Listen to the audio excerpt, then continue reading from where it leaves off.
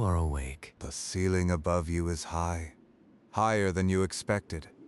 Decorated plaster, geometric patterns catching the first light that comes through a latticed window, casting shadows that move slowly as the angle shifts. The floor beneath your mat is cool tile. From somewhere below comes the smell of bread baking and charcoal, and the particular mineral smell of river water that has traveled a very long way to reach this city. You are in Baghdad. The year is approximately 800 AD, and Baghdad is the largest city on Earth. Not the oldest. It was founded only in 762 AD, which makes it younger than the grandparents of people currently living in it, but size is not a function of age. The Abbasid Caliph Harun al-Rashid sits on the throne at this moment, and under his rule and the rules of his father and grandfather before him, this city has grown at a rate no city in history had grown before. 1 million people. Perhaps more. Scholars argue about the number, and the argument itself tells you something. The city was large enough that counting it was a serious intellectual problem. The city was built in a circle. This was deliberate, architectural philosophy made into urban form.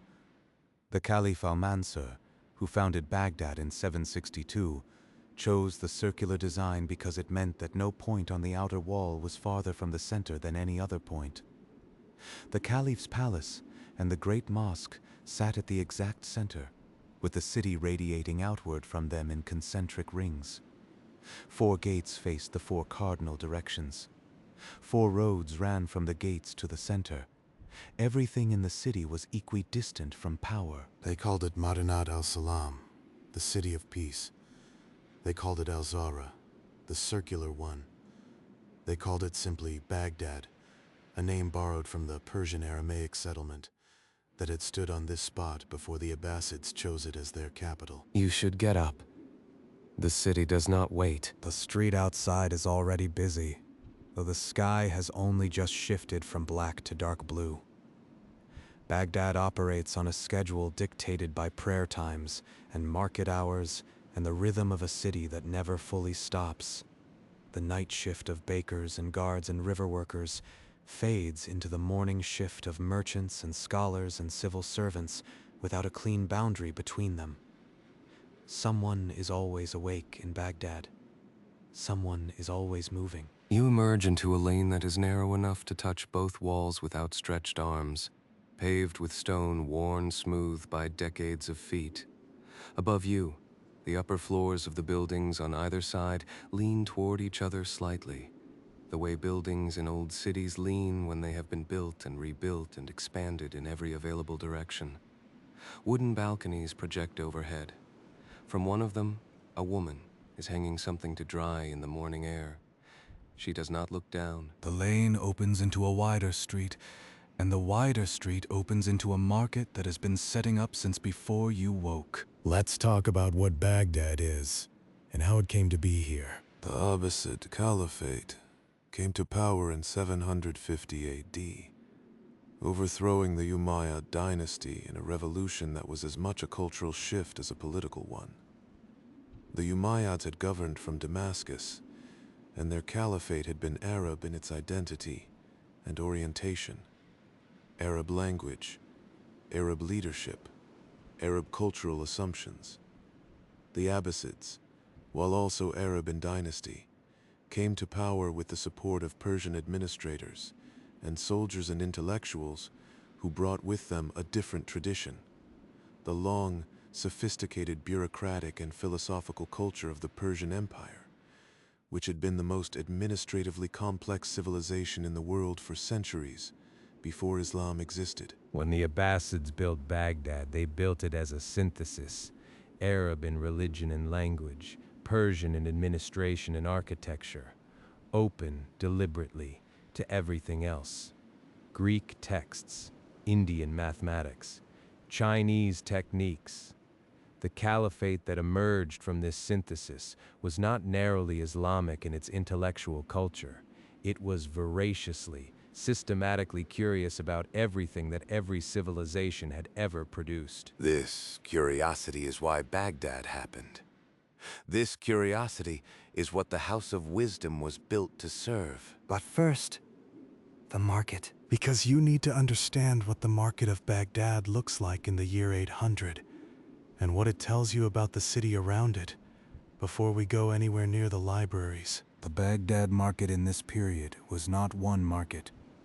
It was dozens of specialized markets, each occupying its own street or quarter of the city, each dealing in its own category of goods with a specialization that would astonish someone from any smaller city.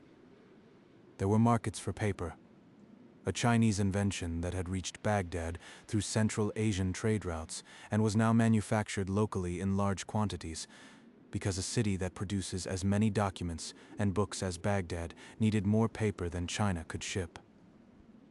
There were markets for books themselves, not just for sale, but for copying, with professional copyists who sat in the market and reproduced texts by hand with a speed and accuracy that was their trade and their livelihood. There were markets for drugs and medicinal plants, attended by physicians who were, by the standards of 800 AD, the best trained medical practitioners in the world. There were markets for fabrics from India, for spices from East Africa, for glassware from Egypt, for metalwork from Persia.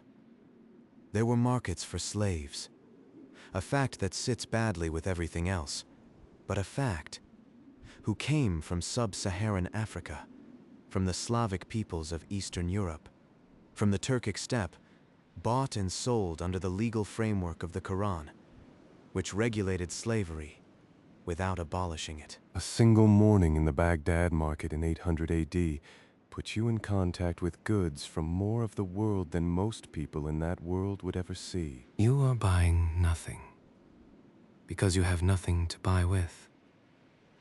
Abbasid currency was the dinar, a gold coin of standardized weight, one of the most trusted currencies in the medieval world, accepted from the Atlantic coast of Morocco to the borders of Tang Dynasty China. You do not have any. You are, in the economic terms of this city, a non-person, present, visible, but outside the network of exchange that makes urban life run. This is your first problem. Your second problem is language. The language of Baghdad is Arabic. Classical Arabic, the language of the Quran, standardized and elevated by religious use into something more formal and precise than any spoken dialect. In the markets, you will also hear Persian, widely spoken by the administrative class and the educated, the language of poetry and bureaucracy. You will hear Greek from certain scholars, Syriac from the Christian communities, Hebrew from the Jewish merchants, Aramaic from people who have been speaking it in this river valley since before Islam, before Christianity, before recorded history. You understand none of them. But you can follow the river. The Tigris runs through Baghdad from north to south, and it is the city's original reason for being. The thing Al-Mansur chose this site for, the artery that feeds everything. In 800 AD, the Tigris at Baghdad is busy with boat traffic in a way that is hard to fully visualize. Hundreds of vessels, from small reed ferries that cross the river with a few passengers, to large wooden cargo ships that have come from Basra at the mouth of the Persian Gulf, carrying goods from India and East Africa and China. The docks on the river smell of tar and fish, and damp wood, and the particular organic smell of very busy water. You follow the river south and the city unfolds around you. To your left, the western bank, the original round city, the Caliph's Baghdad, the planned city with its perfect geometry and its palace at the center, and its walls that were, when first built, among the most impressive military fortifications in the world. To your right, the eastern bank, Rusafa, the newer quarter, which had grown up across the river as the city expanded beyond any circle that could have been drawn to contain it. Rusafa had its own markets, its own mosques, its own hospitals and schools and residential neighborhoods that varied in wealth from the palaces of powerful officials to the crowded tenements of workers and servants and the urban poor. Between them, The river. Always the river. Crossed by several bridges of boats, wooden platforms lashed to anchored vessels, rising and falling with the current, that were the physical connection between the two halves of the city and the social connection between the classes and communities they housed. You cross one of these bridges. The wood flexes underfoot. The river moves below you, fast and brown and cold even in summer, carrying on its surface the reflections of a city that has no idea yet what is coming. Stop in the middle of the bridge for a moment. Look west. The round city's walls are visible from here, massive, double-layered, made of fired brick with a moat in front and a ditch behind. In 762, when Almanzor built them, they were the cutting edge of military engineering.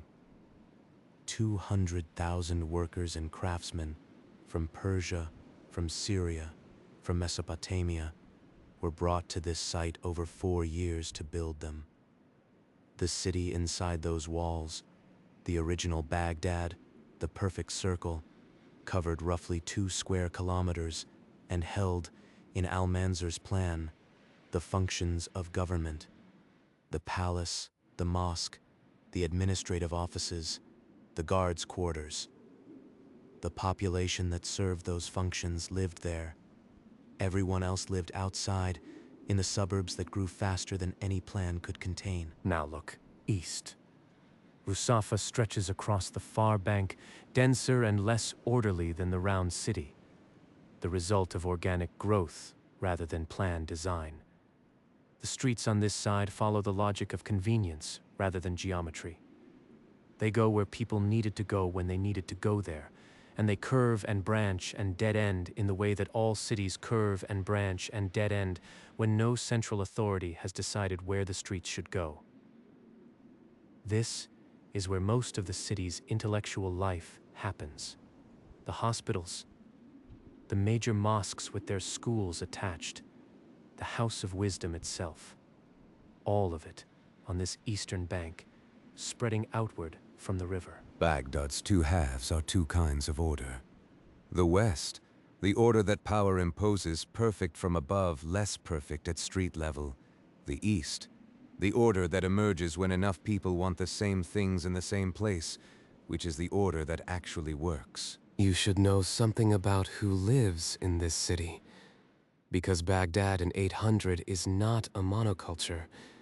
It is not even primarily Arab. The Arab conquest of Persia in the 640s and 650s had brought the Arab ruling class into contact with, and then into a complex negotiation with, the Persian administrative class that had run one of the world's most sophisticated empires for centuries. The Abbasids, who built Baghdad, were the product of that negotiation. Their government ran on Persian administrative traditions. Their poetry was increasingly composed in Persian. Their bureaucrats, their viziers, their translators, their physicians, many were Persian, or descended from Persian families who had converted to Islam, or from the Aramaic-speaking Christian communities of Mesopotamia, who had been in this river valley for 1,000 years before Islam existed. There were also significant Jewish communities in Baghdad, concentrated in certain neighborhoods, involved in trade and finance and scholarship. The great Talmudic academies, the Yeshivat of Sura and Pumbedita, operated near Baghdad and were, in this period, the intellectual centers of worldwide Jewry. The Gaon, the head of each academy, corresponded with Jewish communities from Spain to India, and the legal decisions he issued were binding on Jewish communities that had never seen the Tigris. There were Nestorian and Jacobite Christians, ancient churches that had been in Mesopotamia since the first centuries of the faith, practicing their liturgy in Syriac, serving in the Abbasid government in capacities their skills made them valuable for, particularly medicine and translation. Hunayn ibn Ishaq, the greatest translator of the House of Wisdom, was Nestorian. Many of the city's best physicians were Christian. The Caliph employed them without apparent conflict. This is the demographic reality of Baghdad, a Muslim city governed by Arab-Persian leadership, inhabited by Arabs and Persians and Aramaic-speaking Christians and Jews and Turks, and people from sub-Saharan Africa, and people from Central Asia and occasional visitors from places as far as China and Scandinavia, all negotiating the terms of urban coexistence in a city that was growing too fast for any single identity to claim it. The year is 800. The Mongols are 458 years away. Tonight in the House of Wisdom on the eastern bank, a scholar named Jabir ibn Hayyan is working on a text about the properties of acids and the transformation of metals. He is doing what we would now call chemistry, using equipment he largely designed himself, following experimental methods he largely invented. He calls his practice alchemia, which will eventually, through Latin translations, become the English word alchemy, and then, when it sheds its mystical associations, chemistry. Tonight in a different room of the same building, translators are working on Euclid's Elements, the foundational text of geometry, written in Alexandria 500 years before Christ, in Greek, being rendered now into the Arabic in which it will survive and spread, and eventually return to Europe, in a form that European scholars will use to rebuild the mathematical tradition they lost when Rome fell. Tonight in a clinic attached to the Bimaristan, the hospital, a physician is writing case notes in a system of clinical observation and recorded outcomes that will not be matched for rigor in any European medical tradition for 6 more centuries. All of this is happening tonight. You cross the bridge and walk toward the light. One more thing before the city sleeps. Baghdad in 800 has a paper industry. This sounds mundane. It is not. Paper, made from cotton and linen rags, unlike the Chinese invention which used mulberry bark, was manufactured in Baghdad in quantities that made it cheap enough for ordinary administrative use. Before paper, the Islamic world wrote on papyrus imported from Egypt, or on parchment, made from animal skin. Both were expensive. Both were slow to produce. Neither could be made fast enough to keep pace with a caliphate that was generating legal documents and tax records and letters, and scholarly manuscripts in volumes that the old materials couldn't supply. The Samarkand paper mill, established in Central Asia in the 750s, using techniques learned from Chinese prisoners captured in battle, was the first paper mill in the Islamic world. By 800, Baghdad had its own. By 900, paper manufacturing had spread across the Islamic world from Spain to India. Paper made books cheap. Cheap books made literacy valuable. Valuable literacy made education something worth pursuing. Education pursued at scale made Baghdad what it was. The chain from Chinese paper-making technique to Baghdad's scholarly culture runs through a military defeat, a captured craftsman, a technology transferred across a cultural boundary, and 80 years of industrial development. This is how ideas move, not cleanly, not through any planned transmission, through people and necessity, and the particular genius of cities that are large enough to need things and rich enough to pay for them. Good night. For now. Second day. You have found the House of Wisdom. This was not difficult. In Baghdad in 800 AD, the House of Wisdom is not a secret or a private institution. It is a public fact, a point of civic pride, something that Baghdadis describe to visitors the way people describe their city's great monuments. You go to the eastern bank. You follow the scholars. You are standing at the entrance of what is, at this moment in history, the most important intellectual institution in the world. Let's be specific about what that means, because the phrase can sound like hyperbole and it isn't. The House of Wisdom, Beit al-Hikmah in Arabic, began under the Abbasid Caliph Harun al-Rashid's father, al-Majdi, as a translation bureau. Its original purpose was specific: to take Greek, Persian, and Syriac texts and render them into Arabic, so that the knowledge they contained would be accessible to the empire's administrative and scholarly class, who read Arabic, but not always the languages in which the ancient world had recorded its learning.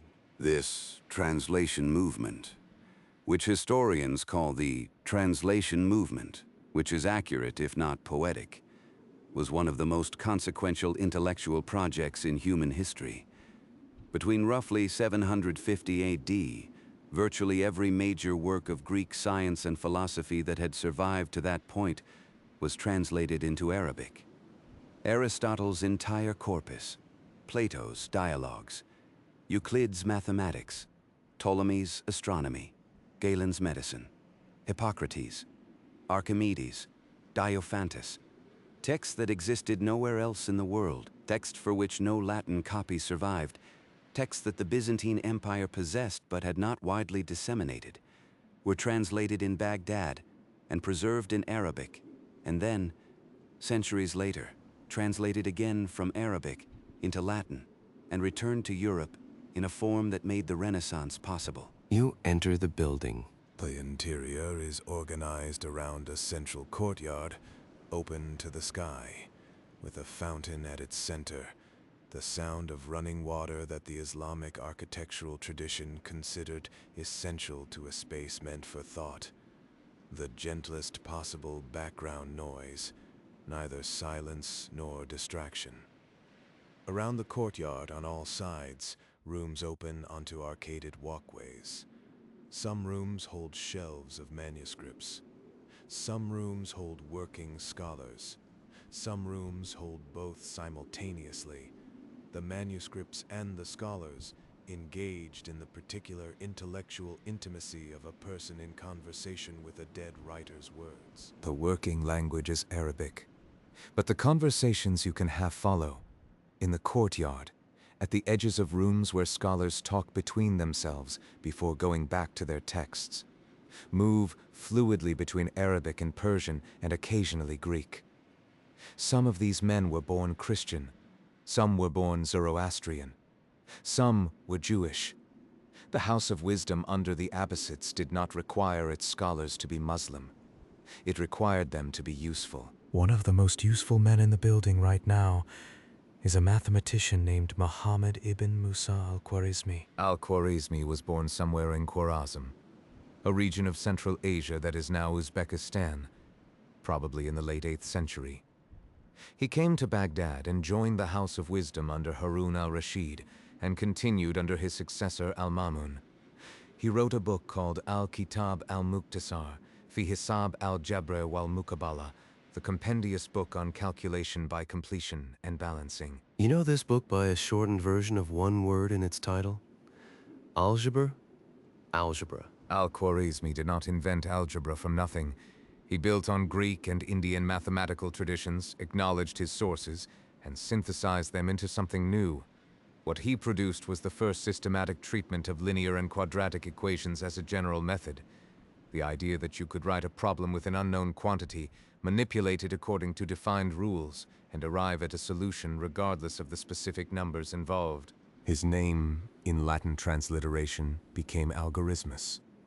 His method became the algorithm. In another part of the building, astronomers are working with instruments more precise than anything Europe will build for another 5 centuries.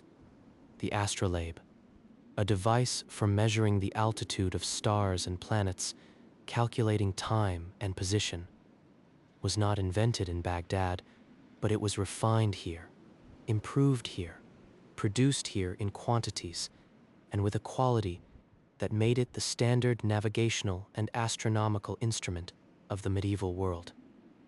The astronomers of the House of Wisdom were correcting Ptolemy's star charts, measuring the circumference of the Earth with a precision that would not be significantly improved until modern times, and developing the mathematical tools that would eventually make it possible for a sailor named Columbus to try crossing the Atlantic, using navigational methods that traced directly back to this building. Let's talk about medicine, because medicine in 9th century Baghdad was doing something that no European medical tradition would attempt until the 17th century. It was being systematic. The physician Hunayn ibn Ishaq, an historian Christian who worked in the House of Wisdom and was the greatest translator of Greek medical texts of his era, translated virtually all of Galen's surviving works into Arabic and Syriac. But he did not just translate. He evaluated. He compared manuscripts, identified errors, corrected inconsistencies, noted where Galen seemed to contradict himself and where Galen seemed simply to be wrong. He was doing textual criticism and medical peer review simultaneously. In the 9th century, in Baghdad, the hospitals that grew up alongside this scholarly tradition, the Bamaristans, a Persian word meaning house of the sick, were organized on principles of clinical observation and patient management that were remarkably modern in their structure. Separate wards for different conditions, systematic records of treatment and outcomes, regular rounds by attending physicians, pharmacies attached to the hospital, dispensing treatments from a formulary that was itself a product of empirical research. A patient entering a Baghdad hospital in 900 AD was receiving better organized, more systematically evaluated medical care than a patient entering most European hospitals in 1700. You sit down in the courtyard of the House of Wisdom. The fountain runs. A scholar nearby is reading aloud to himself in a murmur you cannot follow but could almost follow, the rhythm of Arabic recitation carrying meaning even without comprehension.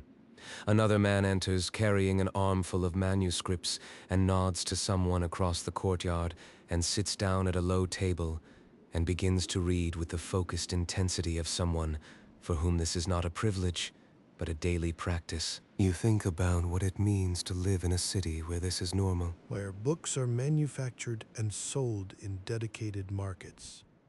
Where hospitals are organized by clinical discipline. Where the question of what the stars are doing tonight has a specific professional class of people working on it. With instruments, using mathematics, recording results, checking against previous results, arguing about the conclusions. Where a man can spend his entire working life translating Aristotle into Arabic, and this is considered a valuable contribution to the life of the city, supported by the treasury of the Caliphate, funded by a government that has decided that knowing things is important enough to pay for. And then think about what it means that this is not obviously normal. That in most of the world at this moment, the idea of a government-funded institution dedicated to the systematic accumulation and expansion of knowledge does not exist. That the libraries of the ancient world, Alexandria, Pergamon, the great archives of Persia, had been destroyed or dispersed or allowed to decay. That what survived had survived in fragments in monastery libraries in Ireland and Italy, and the monasteries of Egypt and Syria, where monks copied texts for reasons that were more theological than intellectual. That the tradition you are sitting inside right now, in this courtyard with this fountain, is not the continuation of something that already existed. It is the reconstruction of something that had been almost lost. The scholars of the House of Wisdom were recovering a destroyed inheritance and turning it into something new. That is what makes it extraordinary. Not the achievement alone, but the intentionality of it. Someone decided this mattered. Several caliphs in a row decided this mattered. They paid for it. They protected it. They invited scholars from every faith and every background who could contribute to it. And for roughly a century, maybe two, it worked. Tonight the House of Wisdom is lit. Not because of any specific knowledge, just the quality of it. The quality that extraordinary things have sometimes of being perceptible as extraordinary even while they are happening, as if the moment knows itself. Al-Khwarizmi will die sometime in the 850s, probably in Baghdad, the work finished. His algebra will survive. His astronomical tables will survive. The Latin translations of his Latin name, algorithm, algebra, will survive in languages that do not yet exist, used by people in sciences that have not yet been imagined. The building he worked in will not. But you don't know that yet. And neither does he. Let's stay in this building a little longer, because there are other people here worth knowing. In a room near the astronomical instruments, a scholar is copying a Greek mathematical text. Not Euclid this time, but Diophantus, the 3rd century Alexandrian who worked on what we now call number theory. The properties of integers, the solutions to equations that must be whole numbers, the strange behavior of numbers when you ask certain questions of them. Diophantus's Arithmetica was, in the original Greek, a work of such difficulty and abstraction that it had very few readers even when it was new. In Arabic translation, it would reach scholars across the Islamic world and eventually, centuries later, produce a reader named Pierre de Fermat, who would scribble a note in the margin of his copy claiming he had a proof of a theorem that the margin was too small to contain. That note, Fermat's last theorem, would remain unproven for 3.5 centuries until 1995. The man copying Diophantus in this room does not know any of this. He is just copying. In another room, further down the arcade, a scholar of optics is working on a problem that will not be solved here, not in 800, but that is being worked on. The question of how vision works. The ancient tradition had believed, following Euclid and Plato, that the eye emits something, a visual ray, that strikes objects and returns with information. The eye reaches out. The eye is active. This theory was wrong, and the scholars of the House of Wisdom were beginning to suspect it was wrong because it produced predictions that didn't match observation. A man named Ibn al-Haytham, who will not be born for another 60 years, who will work not in Baghdad, but in Cairo under the Fatimid Caliph al-Hakim, will eventually prove it definitively wrong in a work called the Book of Optics, written around 211 AD. The eye does not emit. Light enters the eye. Vision is passive, not active. The correct model of human vision, established by mathematical analysis and experimental verification, written in Arabic, in Cairo, in the 11th century. The Book of Optics was translated into Latin in the 12th century. It shaped the development of optics in Europe for the next 500 years. It is the direct ancestor of the scientific study of light that produced the microscope, the telescope, the photograph, the lens of the camera you carry in your pocket. All of that comes from here, from this tradition, from the commitment in this building to the idea that understanding things is worth doing systematically. You sit down in the courtyard of the House of Wisdom. The fountain runs. Tonight it is full of people working on things that matter. Tonight Baghdad is the city where the world's knowledge lives, and the knowledge is safe, and the river runs alongside it, black and fast and indifferent. One more room. In a corner of the building, away from the translation rooms and the astronomical instruments, a man is writing poetry. This is not unusual. Baghdad in 800 is one of the great poetic cultures in human history. The Arabic poetic tradition was already ancient.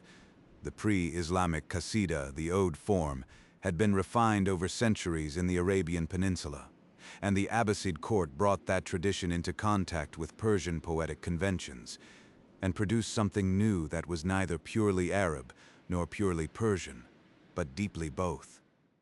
The great poets of the Abbasid court were celebrities in the way that musicians are celebrities today. Their verses were memorized and recited and debated. Their metaphors were considered achievements of lasting value. Abu Nuwas, who is alive right now in Baghdad, who is probably in this city tonight, is considered one of the greatest poets in Arabic literary history. He wrote about wine, which Islam prohibits, with such extraordinary craft that the prohibition became almost irrelevant. The beauty of the language elevated the subject into something that Muslim readers across centuries have found worth engaging with despite the content, or perhaps because of the tension between the content and the beauty. He wrote about love and nature and the city around him, and the city around him is the city you are standing in, and the poems he wrote about it have survived 1,200 years. This is the full range of what the House of Wisdom contains tonight. Algebra, translations of Aristotle, astronomical measurements, medical case records, and poetry. The Islamic scholarly tradition did not separate these. Knowledge was knowledge. The same man who could explain the motion of planets could write a qasida about the Tigris in spring, and both were considered legitimate contributions to human understanding. Good night. Third morning. You are beginning to understand the shape of this city, not the geography. You have the geography now, the round city to the west, and Rusafa to the east, and the river between them. What you are beginning to understand is the social shape. Who moves where, at what times, for what reasons, and what their presence in any given place tells you about the city's internal logic. The wealthy live close to power, which means close to the Caliph's palace, which means in the western city inside the walls.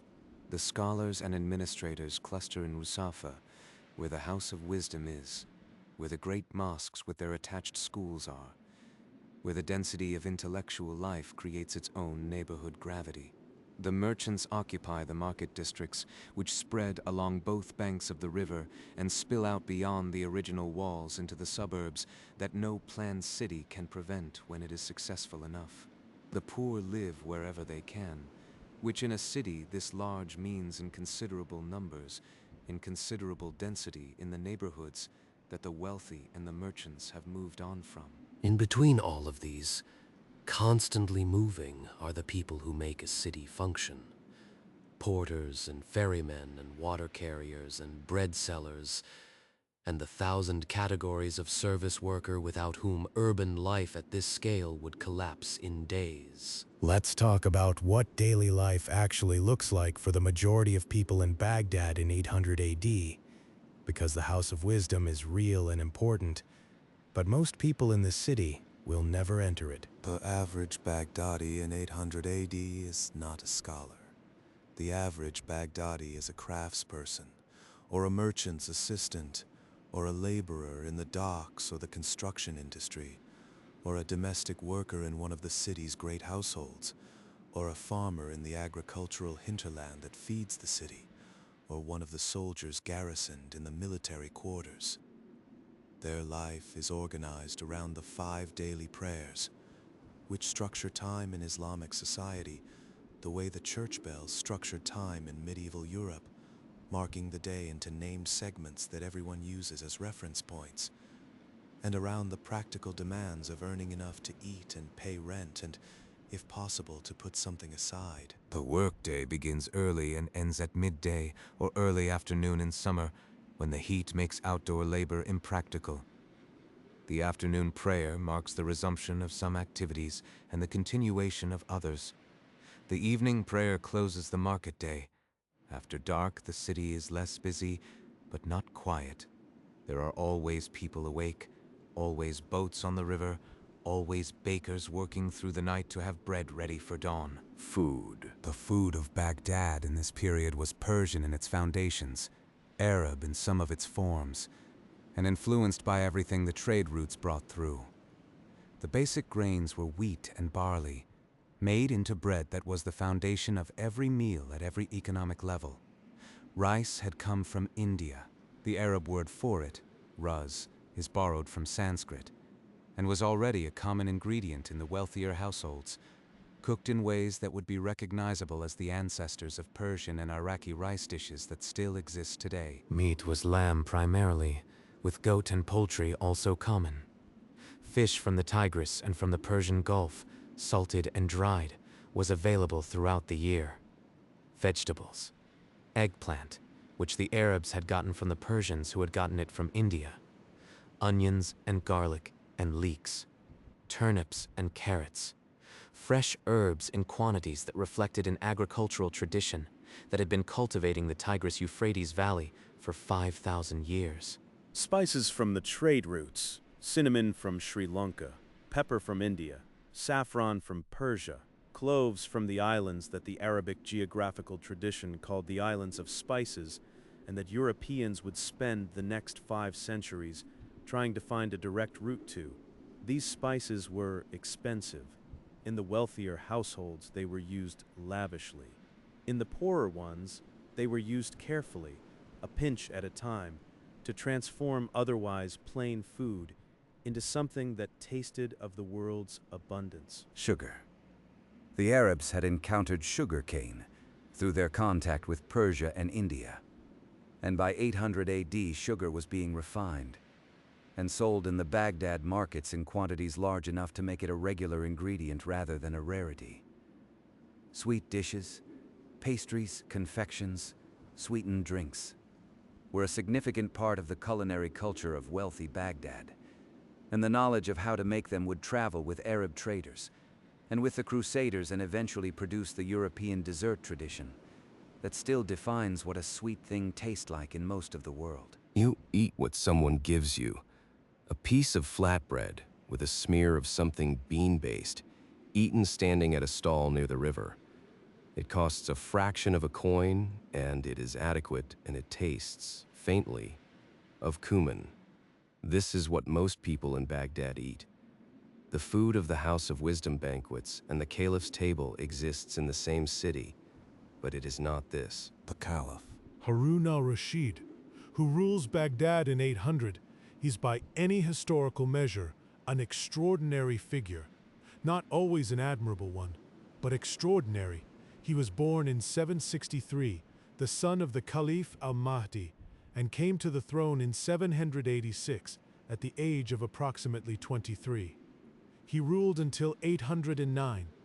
His reign of 23 years saw Baghdad at the peak of its first greatness, the House of Wisdom flourishing, trade at maximum volume, the diplomatic network of the Abbasid Caliphate reaching from Charlemagne's court in Aachen, with whom Harun exchanged ambassadors and gifts, including, reportedly, an elephant and a water clock, to the Tang Emperor in China. He is also the Caliph who appears throughout the 1001 Nights.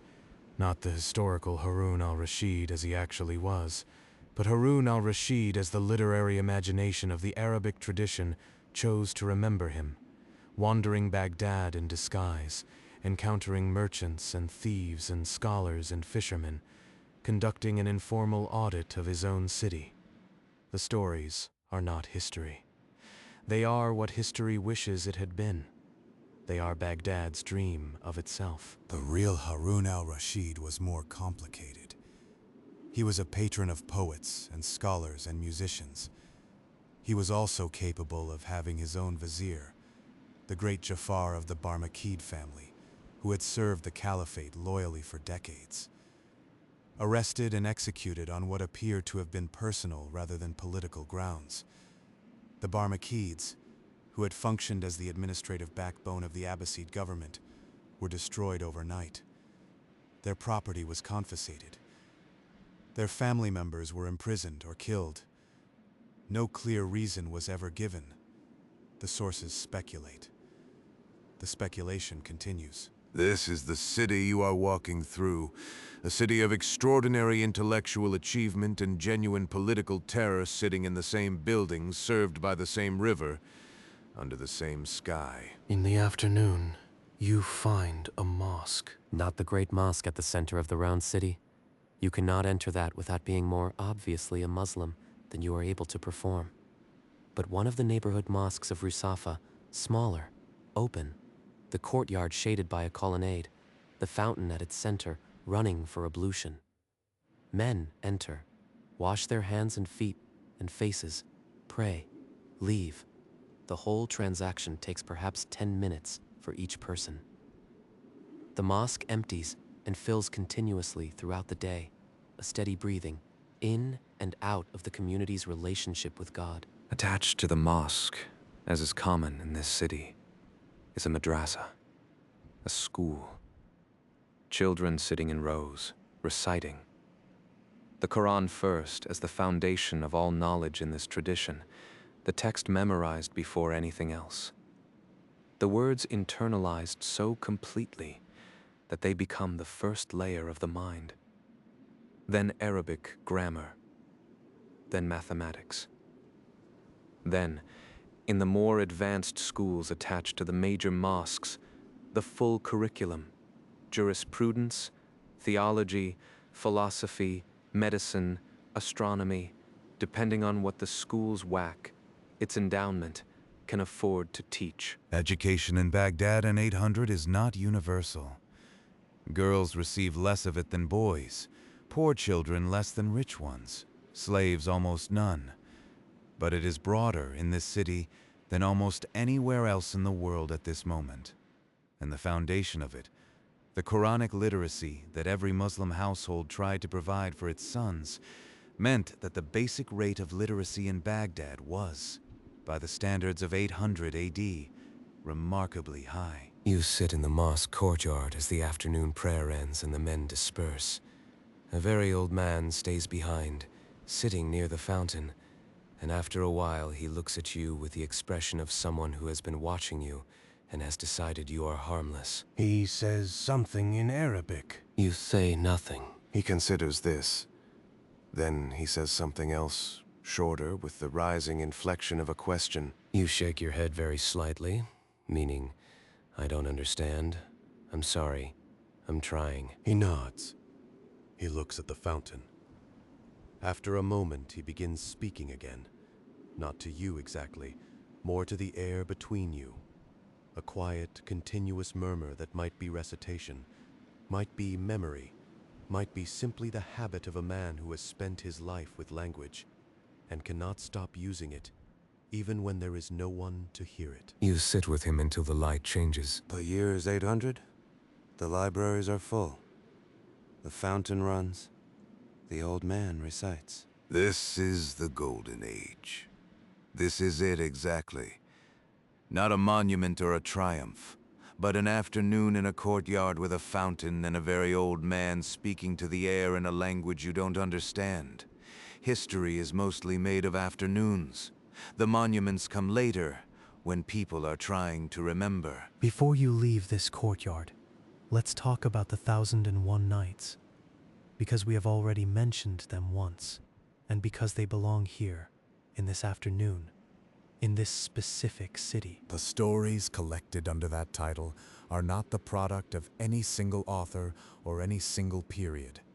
They are a compilation assembled over centuries, incorporating stories from Persia and India and Arabia and Egypt, framed by the device of Scheherazade, the woman who tells stories to a murderous king night after night to stay alive, spinning one into the next, keeping herself alive by keeping him curious.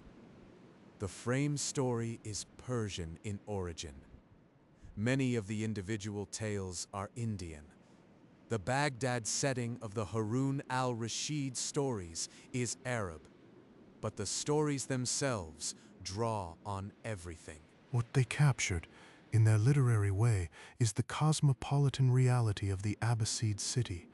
Merchants who traveled everywhere, scholars who knew everything, rulers who could be either generous or tyrannical, the urban poor who lived by their wits, the supernatural hovering at the edge of the ordinary, gin in bottles and magic lamps and enchanted princes, and the sense that in a city this large and this diverse, anything might happen around the next corner. The 1001 Nights are not a documentary, but they are a portrait.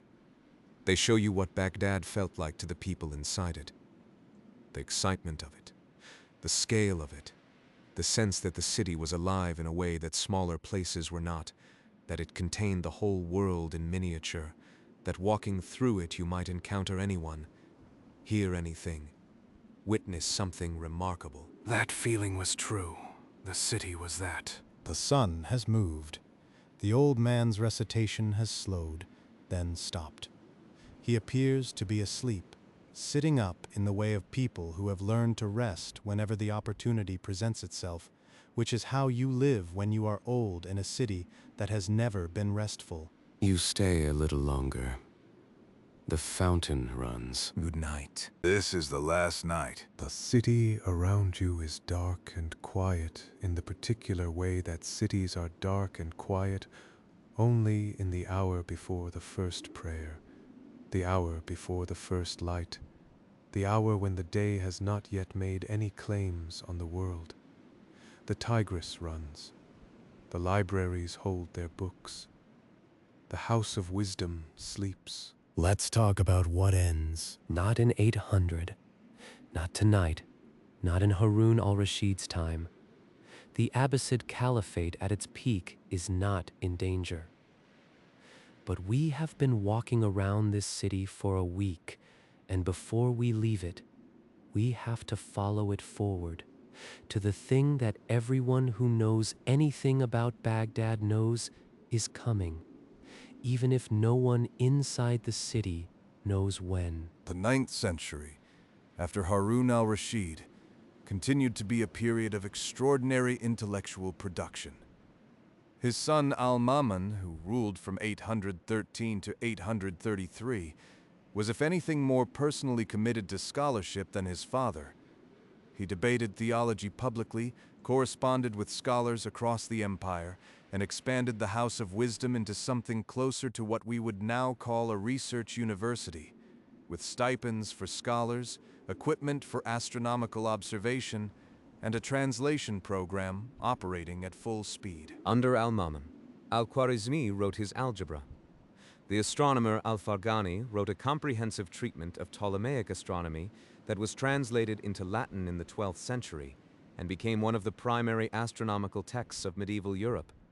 The book that Dante used to calculate the structure of his universe in the Divine Comedy. Hunayn ibn Ishaq translated Galen. The physician al-Kindi wrote on pharmacology, cryptography, music theory, meteorology, and optics, and noted in one of his treatises that he had written 265 separate works on various subjects, which, even if an exaggeration, tells you something about the intellectual atmosphere of the place. The 10th century brought political fragmentation.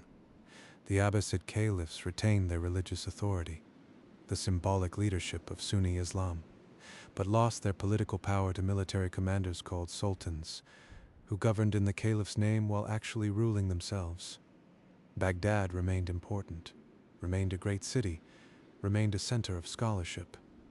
But the unified empire of Harun al-Rashid's time had dissolved into a more complex and contested political landscape. The 11th century brought the Seljuk Turks, who arrived from the Central Asian steppe with military power and converted to Sunni Islam and became the effective rulers of the Central Islamic world, with the Abbasid Caliph as a figurehead they protected and used for legitimacy. Baghdad remained Baghdad. The libraries remained.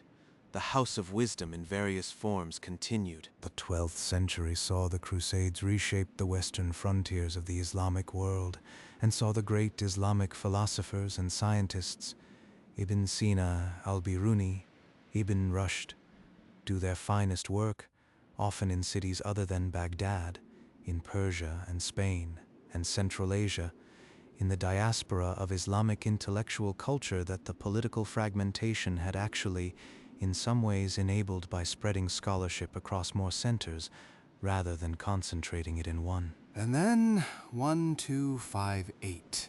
We have visited this moment before. In another story, standing outside the walls watching Hulegu arrive. But we were on the wrong side of the walls. We were with the army. Now we are inside the city. The Caliph al-Mustasim was, by most historical accounts, not an exceptional man. He was the 37th Abbasid Caliph, reigning since 1242. He had advisors who warned him about the Mongols. He had military commanders who told him the walls would not hold. He had apparently enough political reality available to him to make different choices than the ones he made, and he made them anyway.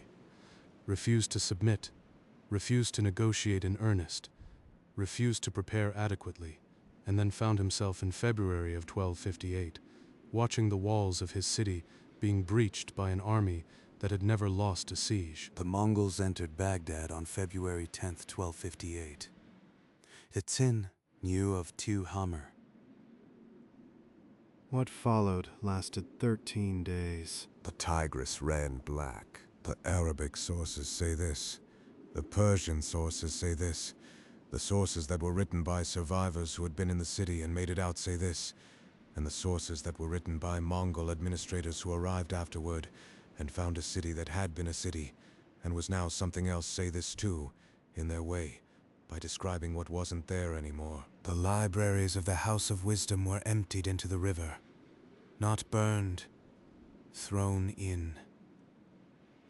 The choice of water over fire has been interpreted variously, as a practical measure to deny the books to anyone who might salvage them from ash, as a symbolic act returning the knowledge to the source, as simply the nearest large receptacle available to men who needed to move quickly.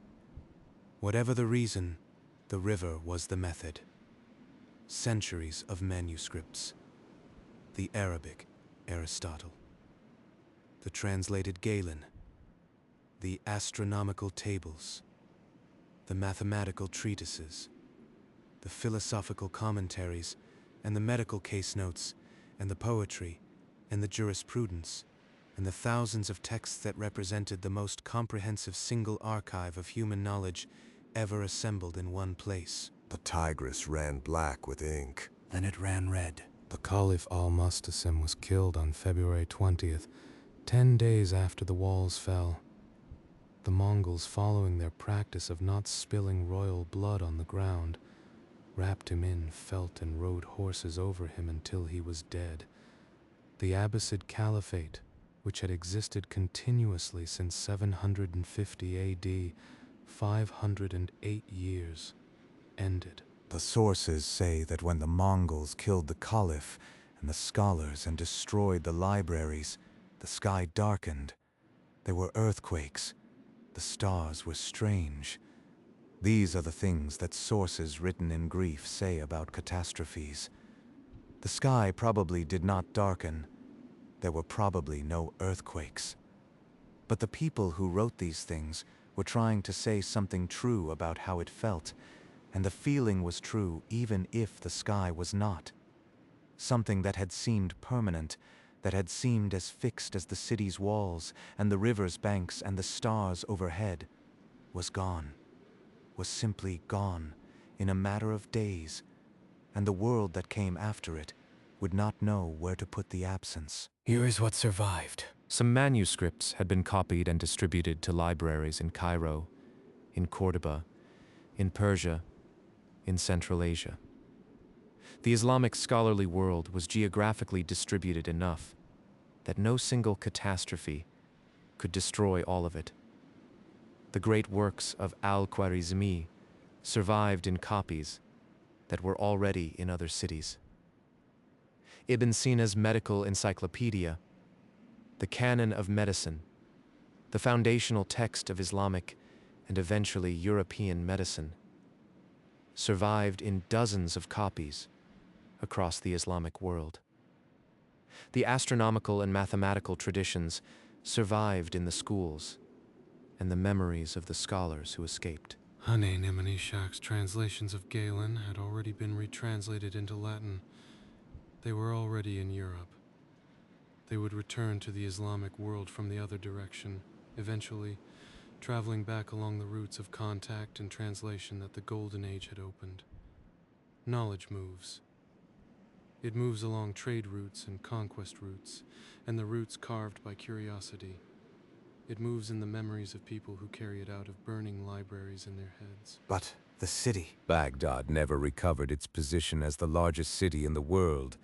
It never recovered its population. From perhaps 1,000,000 in 800 AD, it fell in the decades after 1258 to perhaps 80,000. The irrigation systems that had kept the agricultural hinterland productive for 5,000 years. The canals that the Sumerians had built and the Babylonians had maintained and the Persians had improved and the Abbasids had expanded, fell into disrepair when the administrative infrastructure that maintained them was destroyed, and the land around Baghdad became less productive for centuries. The palm groves that had lined the Tigris died back, the river silted. The city contracted. It would be 8 centuries before Baghdad was again a major world city. By then, it would be living in a different world entirely. A world of oil and nation-states and borders, drawn by people who had never stood on the banks of the Tigris and listened to the city breathe. The libraries would be rebuilt, eventually. But the books that went into the river on the 10th of February, 1258, were not recovered. Some things are not recovered. But let's follow what was carried out. Ibn Sina, known in Europe as Avicenna, was born in Persia in 980, 70 years before the Seljuk Turks would arrive and 278 years before the Mongols. He was one of the products of the tradition that Baghdad had created and distributed across the Islamic world. His canon of medicine was written in Persian and Arabic, compiled the existing medical knowledge of the ancient world, Greek, Indian, Islamic, into a single systematic work, and added to it Ibn Sina's own clinical observations and theoretical framework. It was the most comprehensive medical text ever written to that point. It was translated into Latin in Toledo, Spain in the 12th century by a team of scholars working in the libraries of the newly reconquered city, working on Arabic manuscripts that had survived in Muslim Spain while the originals in Baghdad were still intact. The canon of medicine became the primary medical textbook in European universities from the 12th century to the 17th. It was still being taught at the University of Montpellier in 1650, 400 years after it was translated. This is the chain. Baghdad Latin translation. European universities. The medical tradition that became modern medicine. Al-Khwarizmi's algebra, Latin translation, European mathematics, the scientific revolution. Al-Farghani's astronomy, Latin translation, Dante's cosmology, European thought about the structure of the universe. The House of Wisdom was not destroyed in 1258 in any final sense. It was destroyed in its physical form. Its content had already escaped, along the routes that the Golden Age had opened, into every library in the Islamic world and many in Europe. You cannot drown all the copies of an idea. Hulagu's soldiers threw manuscripts into the Tigris, but they could not throw in the minds of everyone who had read them. You are still in 800. The city is still whole. The House of Wisdom is lit. Al-Khwarizmi is working, or is about to work, or will work in a few years, in this very building on the book that will teach the world how to hold the unknown in an equation and reason toward it rather than away from it. The astronomer will measure the Earth tonight and get it almost exactly right. The physician will check on a patient whose case notes will survive, copied and recopied, for centuries. The very old man from the mosque courtyard is asleep somewhere in Rusafa, in a room you will never find. With manuscripts he has read so many times, he could recite them without opening the covers. The Tigris runs. The city breathes. You have been here 1 week. You have not understood the language. You have not handled the currency. You have not been able to read the manuscripts, or follow the lectures, or navigate the legal system, or explain yourself to anyone who needed an explanation. You have eaten food that was handed to you by people who did not know you and did not ask. You have sat in a courtyard with a fountain and an old man, and listened to something you could not understand and felt somehow that you were in the presence of something worth understanding. You are not wrong about that. The golden age of Islamic civilization. The period from roughly 750 to 1250, centered on Baghdad and later on other cities of the Abbasid world, produced more original contributions to mathematics, medicine, astronomy, philosophy, and chemistry than any civilization since ancient Greece, and more than most before or since. It preserved what Greece had produced. It corrected what Greece had gotten wrong. It passed all of it forward to Europe in the Latin translations of the 12th and 13th centuries, and without that transmission, the Renaissance would have had very little to renew. This is not a small thing. This is the foundation of the world you come from. The first light is beginning. Not much. Just the very edge of it. The darkness going from black to something that is not quite black. The eastern horizon showing its intention before committing. In a few minutes, the muezzin will call the morning prayer, and the city will stir, and the bakers who have been working all night will begin selling bread, and the river will show its color. Brown, fast, cold. And the house of wisdom will open its doors, and the scholars will come in carrying the manuscripts they worked on at home last night, and Baghdad will be Baghdad again, for another day, for another year, for 4 more centuries. But right now, the edge of light, the city quiet, the river running. 458 years from this morning, the water will change color. Tonight it runs clear. Good night, good night.